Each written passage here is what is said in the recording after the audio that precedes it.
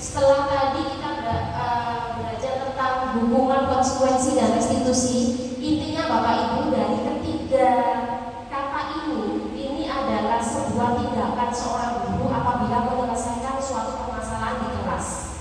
Jadi restitusi itu merupakan suatu tindakan yang membuat anak-anak akan kita fasilitasi, kita pahamkan, kita ajak diskusi tentang permasalahan yang mereka hadapi.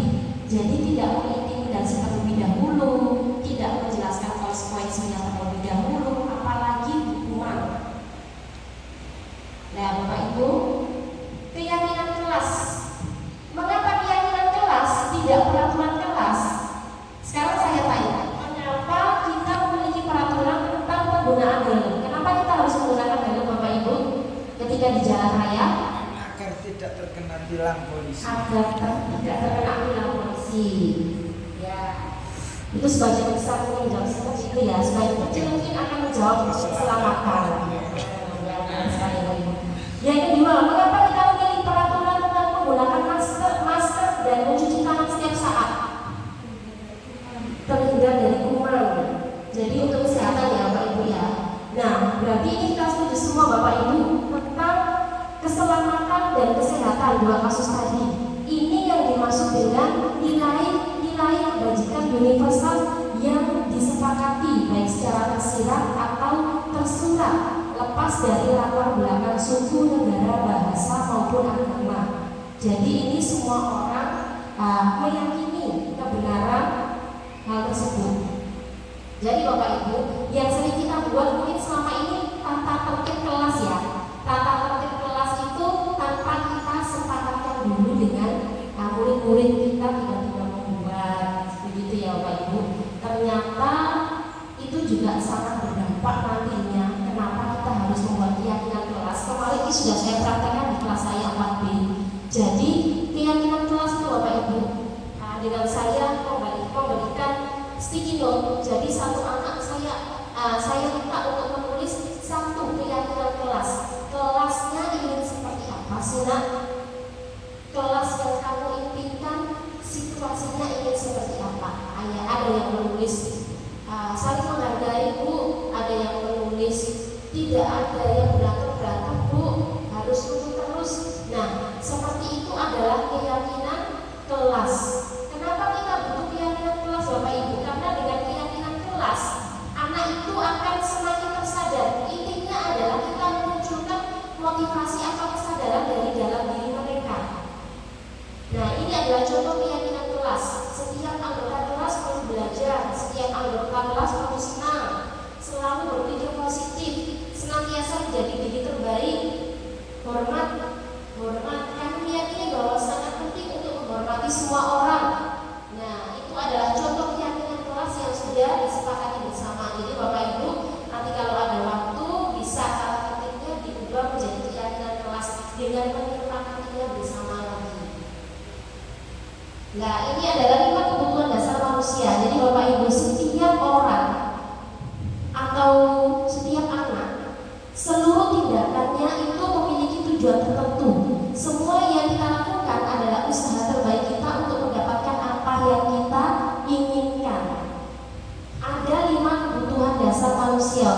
Yang pertama, bertahan hidup, penguasaan, butuh kasih sayang dan diterima, butuh kesenangan dan butuh kebebasan.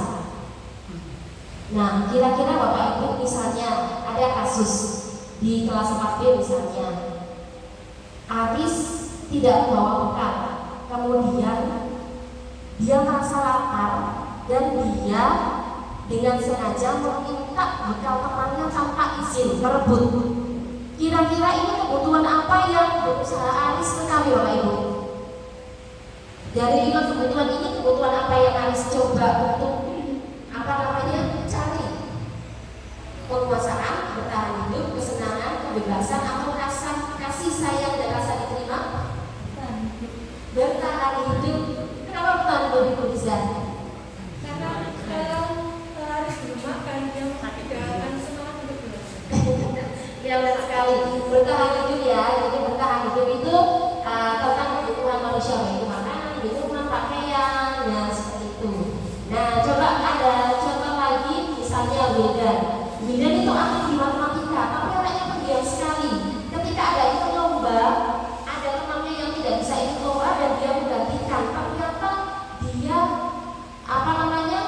bisa melaksanakan lomba tersebut dengan baik dan akhirnya menang, Bapak Ibu, dan pun menjadi anak yang sudah tidak berdiam lagi karena dia merasa oh aku bisa ya. Jadi itu termasuk kebutuhan apa yang dipenuhi oleh diri dan Bapak Ibu?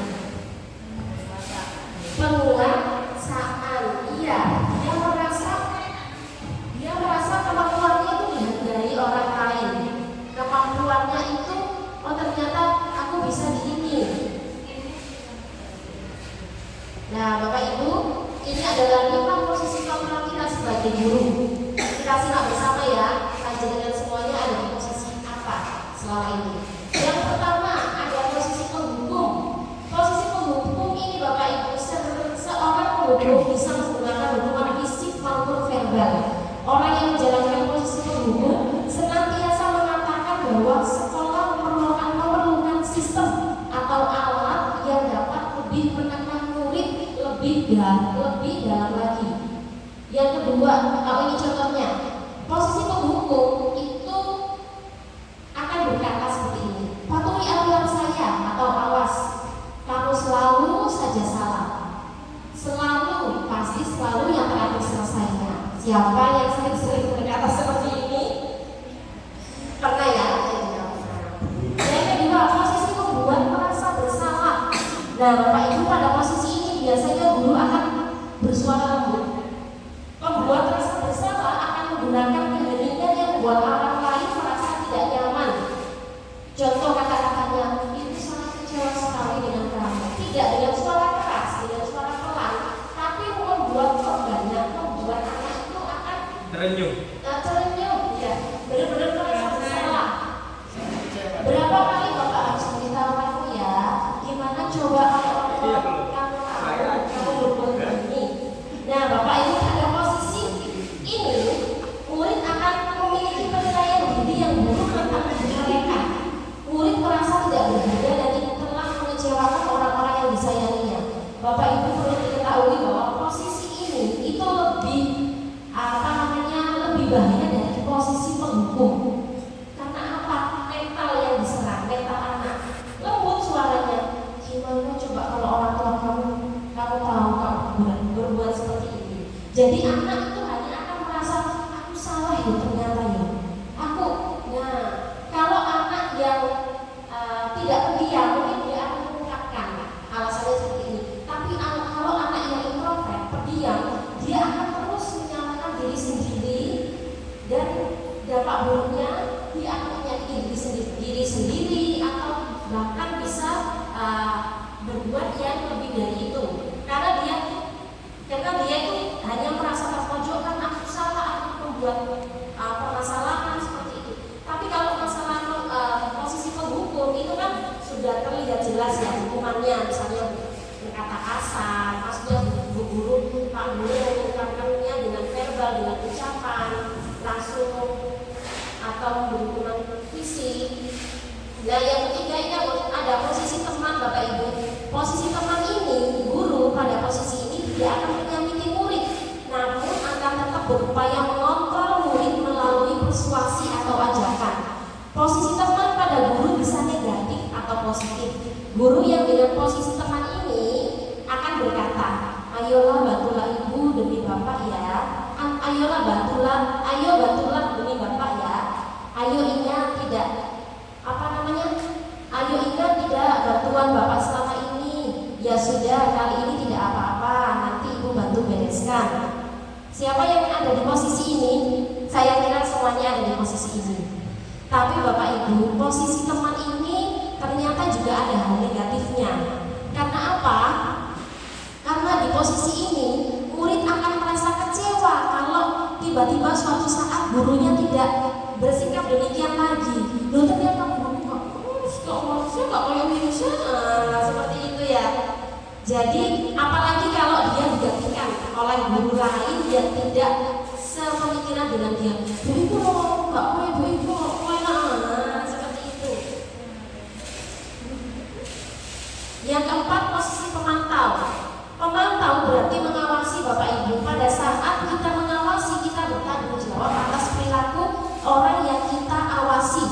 Posisi pemantau ini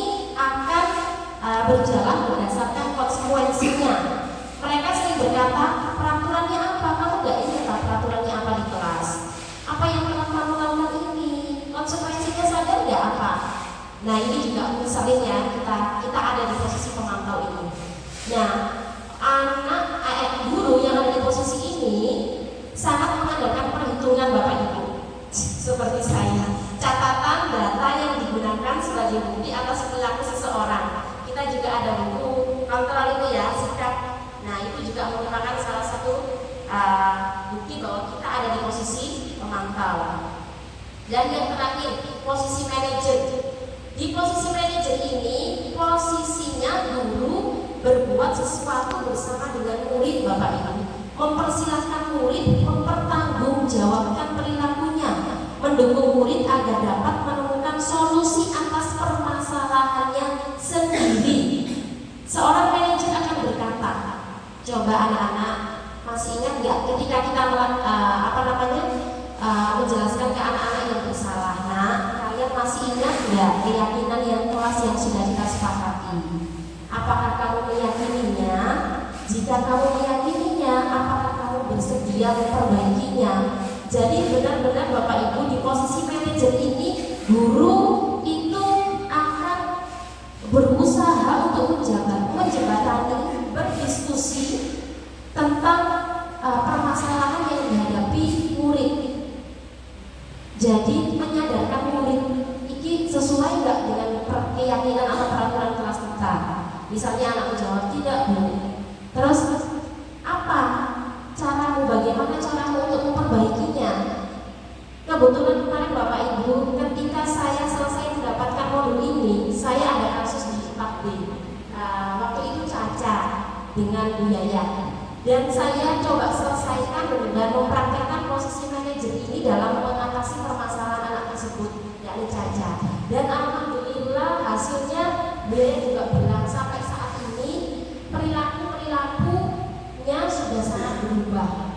Jadi intinya kita itu benar-benar ketika ada anak bersalah, kita tidak langsung mengintimidasinya. Kita menanyakan, ya apa sih nak, bagaimana kamu bisa memperbaikinya, dengan cara apa? Jadi kita menanyakan dari dalam diri mereka sendiri sampai ya apa biar tidak seperti itu lagi. Jadi kita tidak yang menawarkan, kita akan menanyakan dan menggali terus motivasi dalam dirinya tadi untuk menjadi yang lebih baik lagi. Nah Bapak Ibu, nomor 1 coba saya ingin Pak ahli yang mau menjawab, menentukan posisi kontrol guru di kasus yang pertama. Terlambat lagi, pasti terlambat lagi, selalu datang terlambat. Kapan bisa datang tepat waktu? Ini posisi kontrol gurunya sebagai apa Pak Ali? Penghukum, pemantau. Yang kedua tadi setelah penghukum yang pembuat rasa bersalah, membuat rasa bersalah. Oke. Bagaimana perasaan murid Bapak kalau gurunya berkata seperti itu Pak?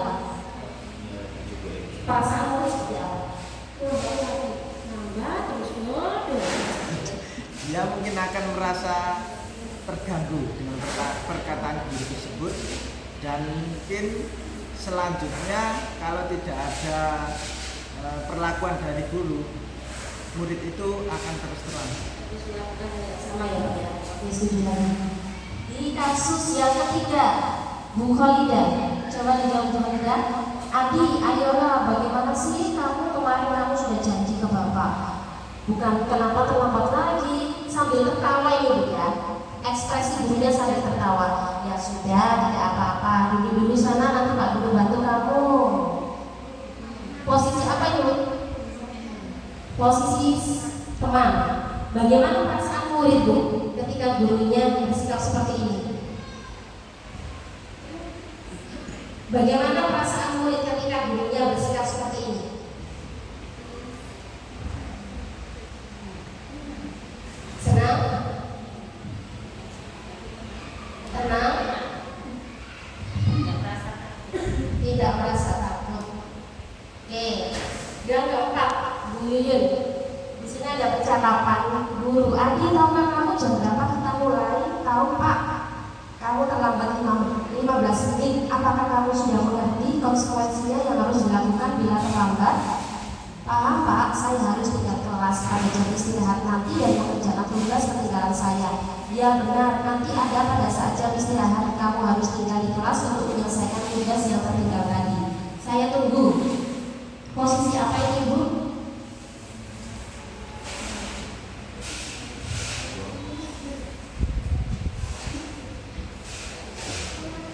Pengantar ya, sekali ekspresi ya Bapak Ibu ya.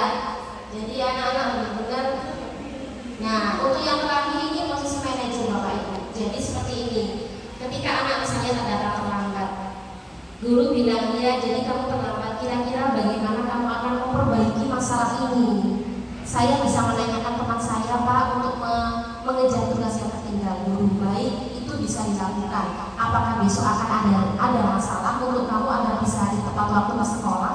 Menanyakan terus Bapak Ibu. Tidak Pak, saya bisa hadir tepat waktu. Baik, saya hargai usahamu untuk memperbaiki diri. Nah, kira-kira anak kalau diomong guru seperti ini, rasanya seperti apa Pak? Merasa mendengarkan usahanya Bapak seperti itu ya. Nah, sebentar ini tinggal sedikit lagi. Nah, kemudian Bapak Ibu, posisi manajer itu kita bisa terapkan dengan penerapan segitiga restitusi. Apa itu segitiga restitusi Bapak Ibu? Jadi ini adalah tahapan kita ketika kita ingin menyelesaikan suatu permasalahan dengan posisi kita sebagai manajer. Yang pertama, kita menstabilkan identitas yang bawa itu. Dengan cara apa?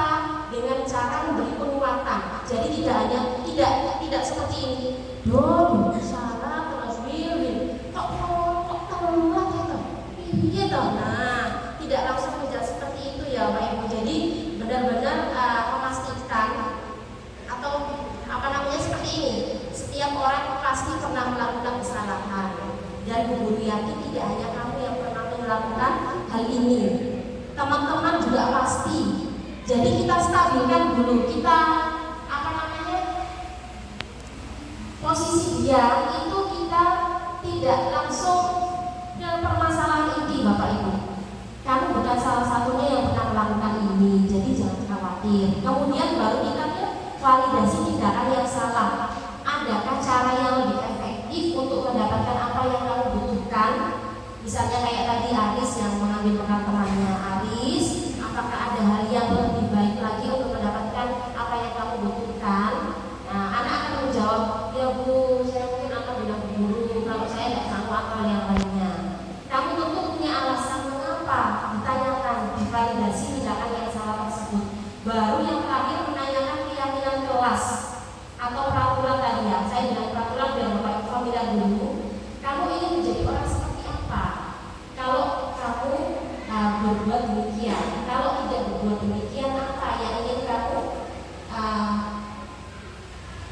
inginkan? Atau keyakinan kelas apa yang kita sepakati yang sudah kamu langgar?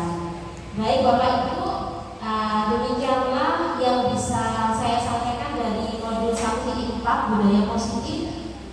Kalau ada baiknya kita amalkan bersama ya Bapak Ibu ya. Kalau ada kurangnya mohon dimaafkan.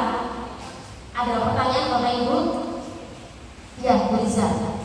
Menurut Manji, mana yang terbaik untuk kita terapkan? Ya. Terima kasih Bu. Menurut saya dan menurut penelitian Bapak Ibu, yang paling terbaik posisi seorang guru adalah posisi manajer. Posisi manajer itu posisi guru yang pasti sudah melalui posisi teman dan melalui posisi pembuat rasa bersalah. Jadi Bapak Ibu, posisi manajer tidak harus kita praktekkan terus, tapi suatu saat kita akan menjadi teman, kita akan menjadi pemantau. Tapi untuk yang paling ideal adalah posisi manajer. Jadi terima kasih Bu Liza. Ada pertanyaan yang lain? Sepertinya satuan siap untuk merubah mindset semuanya. Kita belajar bersama Bapak Ibu karena sejatinya ini adalah untuk murid kita, ya. Karena